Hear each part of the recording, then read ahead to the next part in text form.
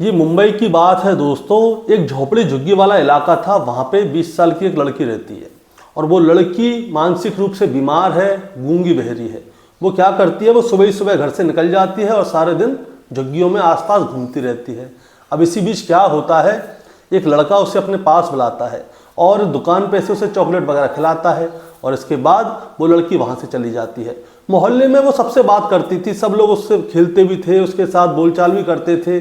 अब होता क्या है दोस्तों, समय गुजरने लगता है और जब समय गुजरने लगता है तो अचानक से इस लड़की के पेट में दर्द होता है। और जब इस लड़की के पेट में दर्द होता है तो इसका चेकअप कराया जाता है कि आखिर बात क्या है। अब इस लड़की का जब चेकअप करवाया जाता है तो डॉक्टर अल्ट्रासाउंड करवाते हैं और जब अल्ट्रासाउंड की रिपोर्ट सामने आती है तो पता चलता है कि ये लड़की 5 महीने की गर्भवती है। अब जैसे ही ये वाली बात सामने आती है तो घर वालों के पैरों के नीचे से ज़मीन खिसक जाती है कि आखिर इस मुख बधिर लड़की जो कि मानसिक रूप से बीमार है, इसके साथ इतना गलत किसने किया होगा। इसके बाद एफआईआर दर्ज कराई जाती है। एफआईआर जब दर्ज कराई जाती है तो जिस इलाके में ये घूमती थी वहाँ के 17 से ज़्यादा लड़कों को गिरफ्तार किया गया, क्योंकि उनकी डीएनए की रिपोर्ट लेनी थी और उन 17 लड़कों को इस लड़की ने चिन्हित किया था। क्योंकि ये लड़की बोल नहीं सकती थी, इसीलिए इसको फोटो दिखाए जाते हैं। अब उन 17 लड़कों की डीएनए की रिपोर्ट देखी जाती है तो पता चलता है कि इस लड़की के भ्रूण से किसी का भी डीएनए मैच नहीं कर रहा। अब आखिरकार इस लड़की को एक फ़ोटो और दिखाया जाता है और जब वो फ़ोटो दिखाया जाता है तो ये लड़की उसकी भी मना कर देती है।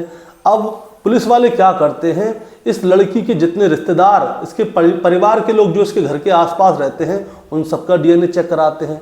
तब जाके एक शख्स का डीएनए इस लड़की के बच्चे से मिल जाता है। और दोस्तों, उस लड़की के बच्चे का बाप कौन है, अगर आप ये जान जाएंगे तो आपके पैरों के नीचे से भी ज़मीन खिसक जाएगी।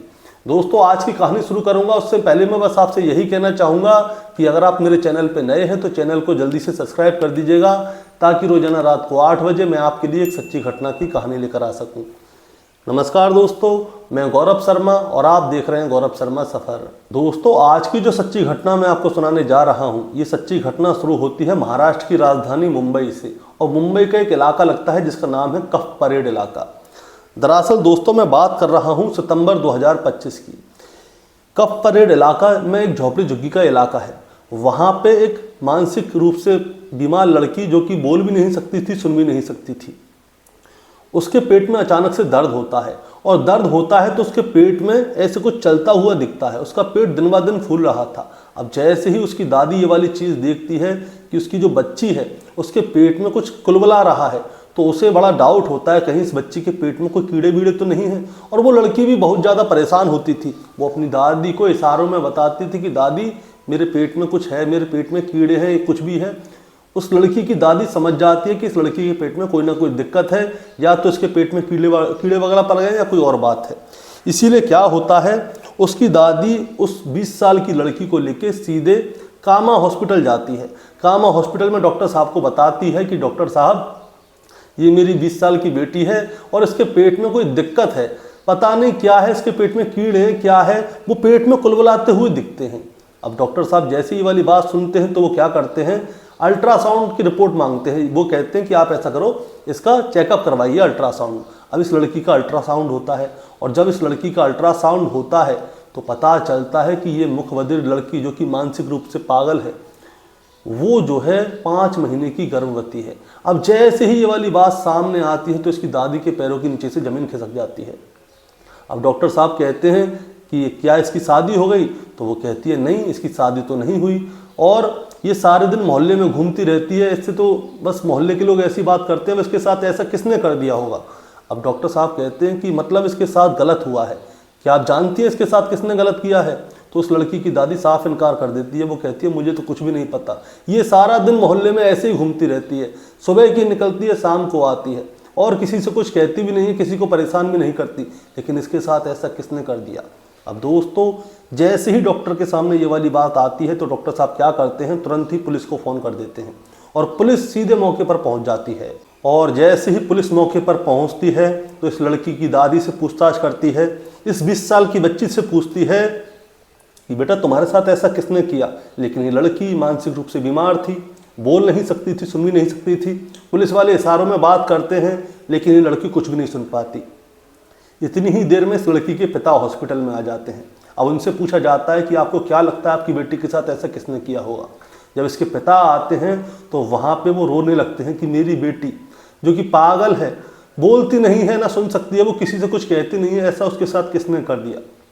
अब पुलिस वाले कहते हैं कि आप ऐसा कीजिए, एक लिखित में शिकायत दे दीजिए ताकि हम इसकी जानकारी ले सकें कि आपकी बच्ची के साथ में किसने गलत किया है। अब लड़की के पिता कहते हैं कि साहब मैं कैसे लिखित में शिकायत दे दूं, अब किसी को ये पता चलेगा कि मेरी बेटी जो है 5 महीने की गर्भवती है तो सब लोग मेरी हंसी उड़ाएंगे, मेरे बारे में क्या क्या बोलेंगे, मेरी कोई इज्जत नहीं रह जाएगी। मैं चाहता हूँ कि ये मामला यहीं की यहीं ख़त्म हो जाए। लेकिन पुलिस वाले कहते हैं नहीं, आपको बताना होगा, अगर आप नहीं FIR दर्ज कराएंगे तो आज आपकी बेटी के साथ ऐसा हुआ है, कल किसी और के साथ होगा, वो भी ऐसे ही चुप होता रहेगा और ना जाने ऐसे ऐसे करके कितनी लड़कियों के साथ गलत हो जाएगा। आपको FIR दर्ज करानी होगी।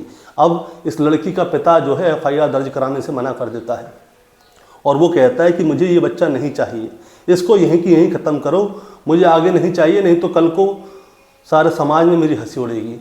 अब दोस्तों होता क्या है, इस लड़की का अबॉर्शन कराया जाता है, हो जाता है अबॉर्शन जैसे तैसे करके। वैसे बच्चे जो है 5 महीने का हो चुका था, उसका अबॉर्शन हो नहीं सकता था, लेकिन डॉक्टरों ने उस बच्चे का अबॉर्शन कर दिया। उसके बाद जो उसका जो भ्रूण निकला था उसका जो है DNA का सैंपल लेके जांच करने के लिए लैब में भेज दिया ताकि पुलिस वाले इस चीज़ की जांच कर सकें कि इस बच्चे का बाप कौन है। अब इस लड़की का बाप ने FIR दर्ज कराने से मना कर दिया था। फिर इसकी दादी से कहा जाता है, माँ से कहा जाता है, लेकिन दादी और माँ अपनी बात पे अटक जाती हैं। वो कहती हैं कि नहीं, हमें FIR दर्ज करानी है, आज गलत हुआ है, कल दोबारा से होगा, परसों दोबारा से होगा, तब कौन देखेगा, कब तक FIR दर्ज नहीं कराएंगे। इसके बाद 22 सितंबर 2025 को इस लड़की के जो पेट में जो बच्चा पल रहा था उसके ऊपर एक FIR दर्ज कराई जाती है, लिखित में शिकायत की जाती है। अब इसके बाद इस लड़की को जो है काउंसलिंग के लिए भेजा जाता है। अब ये लड़की ना तो बोल सकती थी, ना सुन सकती थी और मानसिक रूप से बीमार भी थी। इसके लिए डॉक्टर आते हैं, काउंसलिंग करते हैं, इससे बात करते हैं और इससे पूछने की कोशिश करते हैं कि उसके साथ किसने गलत किया। अब ये लड़की कुछ भी नहीं बोल पा रही थी, लेकिन डॉक्टरों की बात को समझ रही थी और डॉक्टर भी इसकी बात को समझ रहे थे। इसके बाद पुलिस वाले क्या करते हैं दोस्तों, जो इसके घर के आसपास के लोग हैं उन सबके फ़ोटो खींचते हैं और फिर इस लड़की को दिखाया जाता है और इससे पूछा जाता है कि बताओ तुम्हारे साथ किसने गलत किया है। अब ये लड़की को जब फ़ोटो दिखाया जाता है तो ये लड़की जो है उन फोटो में से एक लड़के को चुन लेती है जिसकी उम्र होती है महज 16 साल, जो कि नाबालिग होता है। अब जैसे ही ये वाली बात सामने आती है तो पुलिस वाले क्या करते हैं, उस 16 साल के लड़के को गिरफ्तार करते हैं और फिर उससे पूछा जाता है कि बताओ तुमने इस लड़की के साथ कब, क्या, कैसे कैसे और तुम्हारे साथ कौन कौन था, किस किस आदमी ने ऐसा किया है। अब उस लड़के को तो गिरफ्तार कर लिया। अब इस लड़की को और फोटो दिखाए जाते हैं, तब जाके ये एक 32 साल के व्यक्ति को ऊपर उंगली रखती है और कहती है कि हाँ इसने भी किया है। ऐसे ऐसे करके टोटल 17 लोगों के ऊपर ये उंगली रखती है और उन 17 लोगों को गिरफ्तार किया जाता है और उनसे पूछताछ होती है तो पूछताछ में साफ पता चल जाता है कि इन 17 लोगों ने इस लड़की के साथ शारीरिक संबंध बनाए थे। अब इन सब का DNA लिया जाता है और जो इस बच्ची के पेट में बच्चा पल रहा था उसका DNA इन्होंने पहले से ही लैब में रखा हुआ था, उस DNA से मिलाया जाता है। लेकिन इन 17 लोगों में से किसी का भी DNA उस बच्ची के बच्चे से नहीं मिलता, यानी कि इन लोगों ने गलत तो किया है उस लड़की के साथ, लेकिन इनमें से किसी का भी DNA उस लड़की के जो पेट में बच्चा पल रहा था उसके DNA से नहीं मिल रहा था।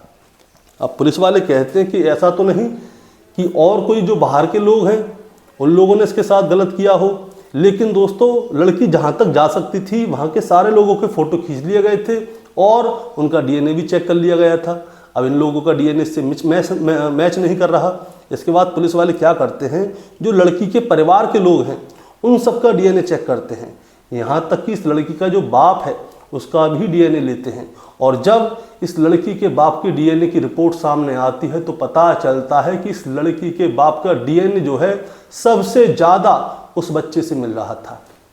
अब जैसे ही ये वाली बात आती है तो पता चलता है, ये DNA की रिपोर्ट आई थी 27 जनवरी 2026 को और 3 फरवरी 2026 को इस लड़की के बाप को गिरफ्तार किया जाता है और फिर उसको सामने बैठाया जाता है और फिर उससे पूछा जाता है कि बताओ तुमने अपनी ही बेटी के साथ में ऐसा क्यों किया।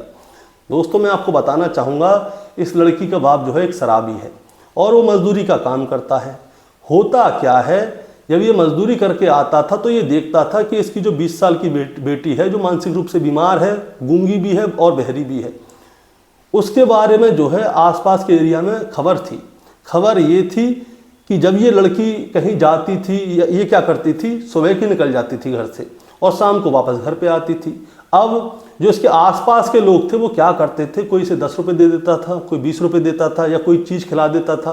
उसके बाद इस लड़की को अपने साथ ले जाते थे और फिर इसके साथ संबंध बनाया करते थे।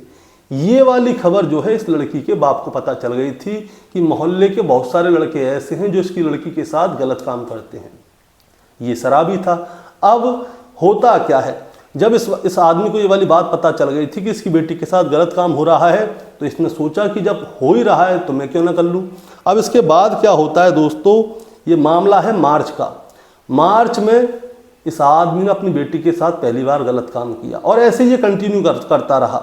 और इसने सोचा कि अब तक जब मोहल्ले के लोग नहीं पकड़े गए तो मैं क्या पकड़ा जाऊंगा। लेकिन आखिरकार सितंबर में क्या होता है, इस लड़की के पेट में दर्द होने लगता है, ये बच्ची गर्भवती हो जाती है। गर्भवती होती है तब जाके ये अपनी दादी को बताती है कि पेट में दर्द है। दादी हॉस्पिटल लेके जाती है। हॉस्पिटल में इसका अल्ट्रासाउंड होता है और अल्ट्रासाउंड में पता चलता है कि ये 5 महीने की गर्भवती है। अब उस बच्चे का ऑपरेशन करवा के उसको निकलवा दिया जाता है, यानी कि वो इस दुनिया में नहीं है। भ्रूण जो है उसका DNA रिपोर्ट ली जाती है और उसके बाप से मिलाई जाती है। तब जाके पता चलता है कि उस लड़की के बाप ने ही अपनी बेटी के साथ में बलात्कार किया था और जो उसके पेट में बच्चा पल रहा था उस लड़की के बाप का ही था।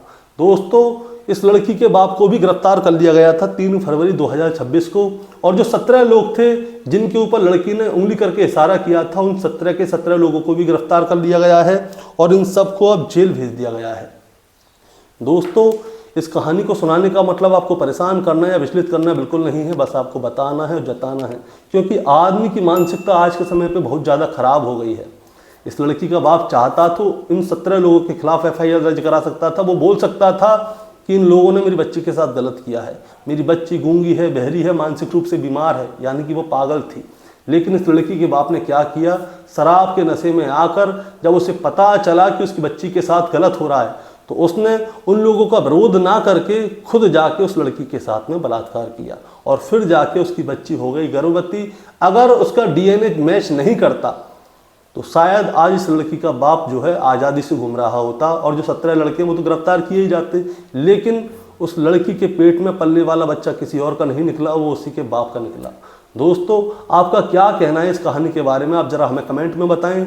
चैनल पे नए हैं तो सब्सक्राइब करके जाएं ताकि रोजाना रात को 8 बजे मैं आपके लिए एक सच्ची घटना की कहानी लेकर आ सकूं। नमस्कार।